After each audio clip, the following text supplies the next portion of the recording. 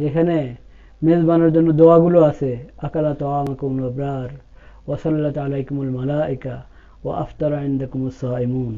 মেজবানের জন্য মেহমানের পক্ষ থেকে দোয়া, আকালা তাআমাকুমুল আবরার, তোমার খাবার নেককাররা যেন গ্রহণ করে।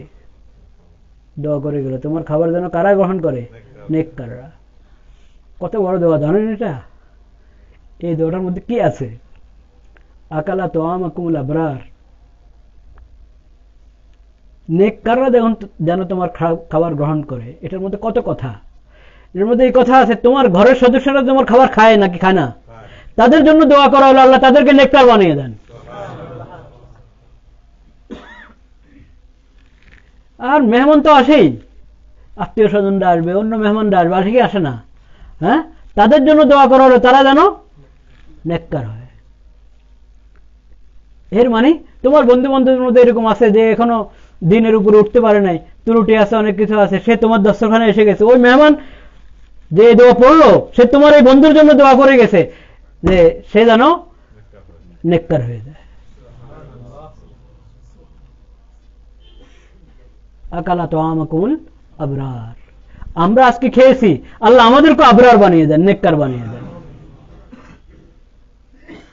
আকালা তাআমাকুমুল আবরার, এখানে এই কথা বলা হয় নাই যে খারাপ মানুষকে যেন যারা মানে দিন ইমানের উপর চলে না ঠিক মতে, এরকম কাজ যেন তোমার খাবার না খায়, এই কথা বলা হয় নাই। খাবে, কিন্তু আল্লাহ তাদেরকে আবরার বানিয়ে দেন, নেককার বানিয়ে দেন, তাদেরকে ঈমানওয়ালা এবং দ্বীনওয়ালা বানিয়ে দেন।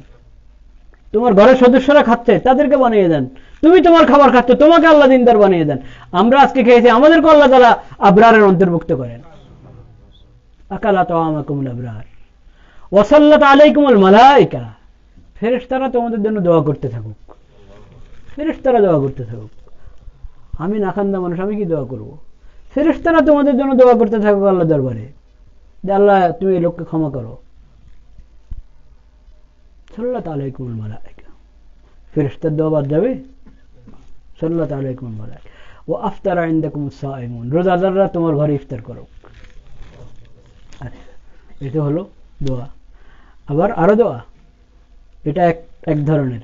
আরেক ধরনের দোয়া, আল্লাহুম্মা বারিক লাহুম ফীমা রাযাকতাহুম ওয়াগফির লাহুম ওয়ারহামহুম। আল্লাহুম্মা বারিক লাহুম ফীমা রাযাকতাহুম, আল্লাহ আপনি আমার মেজবানদেরকে যে রিজিক দান করেছেন এই রিজিকের মধ্যে বরকত দান করেন। এই রিজিকে কি দান করেন? বরকত দান করেন।